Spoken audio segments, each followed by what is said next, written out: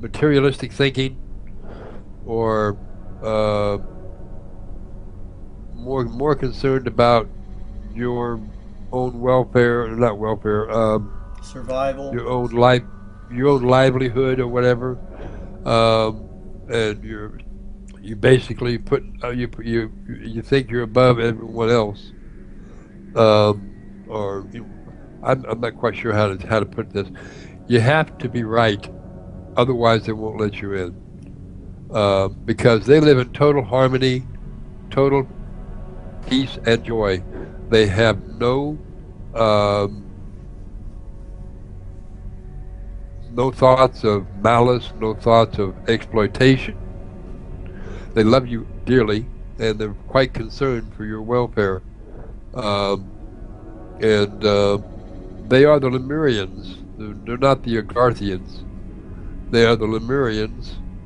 They're part of the Agarthian network of cities that are in the Earth's crust, but their origin is Lemurian. Um, So these are the 25,000 Lemurians or so that escaped Lemuria before it went down. yeah, well, see, Lemuria, the continent of Lemuria, there are remains, islands on the surface that was part of the Lemurian continent. The center of the Lemurian continent would have been Hawaii, and also the people of Lemuria did not live on the surface of Lemuria. They lived underground cities on the continent. Um, the reason that they didn't live on the surface was because at that time, that's when the dinosaurs were walking the face of the earth, and so they didn't want to intermingle with them, so they lived underground, in their underground cities. So uh, people are under the impression that Lemuria was a thriving metropolis on the surface, and it wasn't. It was all the people lived underground, uh, and they had artificial sunlight, things of this nature. But the reminiscences of Lemuria that are still above water would be Hawaii, Easter Island, New Zealand, Australia, the Philippines, Japan, the Aleutian Islands of Alaska, British Columbia, down to the state of Oregon, Washington, Oregon, into Northern California, down through Baja California, and then back over to Easter Island. That was the entire continent of Lemuria, which took up almost the entire Pacific Ocean. So that was Lemuria, or Mu, if you want to call it that. But the origin of the Lemurians is from a planet called Lemur. Lemur is what the scientists of today are calling Nibiru, or Planet X. But that's Lemur. It's 5 times the mass of Earth, and it's on an elliptical orbit, and it's on its way back in. Uh, yeah, so, next question. Yeah, well, I did a lot of research with the Anunnakis and the Epic of Gilgamesh and the story of creation, the Sumerian tablets. And there does seem to be a planet that's within our solar system because they can see that there's a slight tug on the outer planets and it's getting stronger. And Uh-huh. actually, in 1987, NASA put out a press release saying this, but it was quietly and quickly hushed up, and they've never spoken of it since. So I think there's a lot of Yes. things happening that people really need to wake up to, because I think as 2012 approaches, we're going to see a lot of different radiations entering into our atmosphere that's going to trigger a lot of our genetic codes and probably turn some of our genetics on to where we're not using so much of our genetics right now. A lot of this is going to be turned on, which will change our consciousness and our awareness.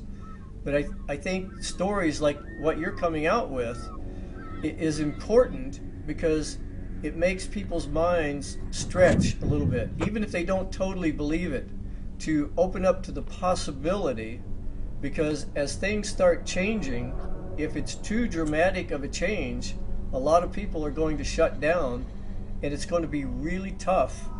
But for the people that are opening up to the possibilities of this, it's going to be an incredible adventure. And it's probably why yes. a lot of us are even here. Well, you're right. You asked me about um, entrances that are go into the hollow earth. Let me give you a few of them. One of them, of course, is Mount Shasta, but there are others. Pardon me. There are others that are also just as accessible. There is also in the Grand Canyon. There's a gentleman. I don't know if you're familiar with him or not. His name was Hank Craftsman, and he was a gentleman that lived in. He was in construction and engineering, and he found a guide which was named Carl Kopavi Waltz, and he was a guide assigned to him by way of the Hopi Tribal Council of Nine to take Craftsman, pardon me, to the opening at Sifu and the way they went was to get on the mule trail that goes to the upper trail that goes above the Little Colorado River, and he was blindfolded about halfway through the down the trail, and from that point on he held onto this burro for dear life because he didn't want to fall. And so he went, was blindfolded, and they took him to a certain location, and then they finally stopped. He said it seemed like hours that they were traveling, but so they stopped. They unblindfolded him, and Carl Kapavi Waltz escorted him up to a rock face and told him to put his hand upon it. He did, and his hand passed through the rock. So at that point, they continued walking into the stone, into a dark room. As soon as they entered into the room, it lit up like a daylight. And you can see all the surroundings in it. There was artifacts in there of gold and brass and copper and a few other things, but a whole bunch of quartz crystal. And he was then told to follow Carl down a tunnel, and they went down the tunnel. They came to a conveyance, sort of like a sled that you lay down on, and as you lay down on it, it begins to move. And when he gets up to its top speed, it is moving faster than the speed of light. And it went straight, and he said it seemed like only minutes, just very few minutes, and it came to a stop. And he disembarked off the craft and was facing 3 doors with symbols on them. And his guide, Carl, said, "Choose a door." And he says, "Which door do I choose?" He said, "Well, if you choose the wrong door, then you'll have problems. If you choose the right door, you will go to Woodard-Pt, which is the Woodard-Pt is the Hopi uh, modern, thriving city inside Hollow Earth. It's one of the cities in the Hollow Earth. Um, so he picked the center door. You have chosen wisely.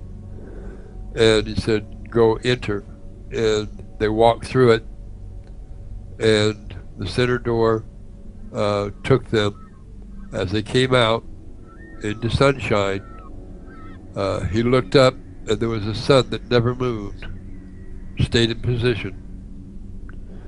It was dull in color, not bright like the outer sun, but it was seemed to be cross between changing. You would change colors from blue to a soft orange, and then back to a blue again. But it never moved, never wavered.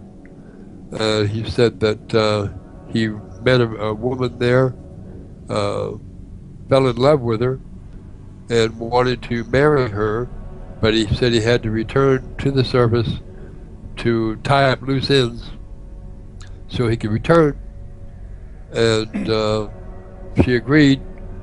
He left with his guide, got back on the conveyance, went back through the door, got back on the conveyance, found themselves in the cavern once again in Grand Canyon. He said goodbye to Carl Kapabi Waltz. He returned to Los Angeles to tie up his loose ends. Upon returning, Kapabi says, go to the beginning of the trail, the mule trail, call my name and I will appear and take you in. But when he did return, he called Carl's name, but Carl did not appear. So he tried to find the entrance himself in vain. He couldn't find it. So he reluctantly went back to Los Angeles, opened up his business of construction. He was a multi-millionaire. He was the owner of Craftsman Construction, contracting. You can verify that if you like. It's Craftsman Construction in the city of Los Angeles, and they will verify that Hank Craftsman was the owner and CEO of that company. He has long since passed away. He wrote a book called Kapabi, and in that book he gave his description of the path they took going to the opening. When they took him to the opening, he was blindfolded. Upon returning, because he was going to return and remain there, they didn't blindfold him from the time he exited the opening and got back on the mule and went back to the mule trail starting point, and so he was able to see everything. He wasn't blindfolded because his mission was to return and Billy, go back in. Could you spell Kapavi? Yes, I can. In fact, if you well, of course you're in front of your computer. If you want to, just go ahead and go to type in this to your search bar. Journey,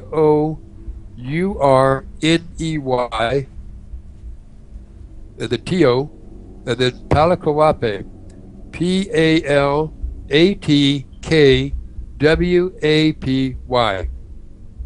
You will read his story for yourself.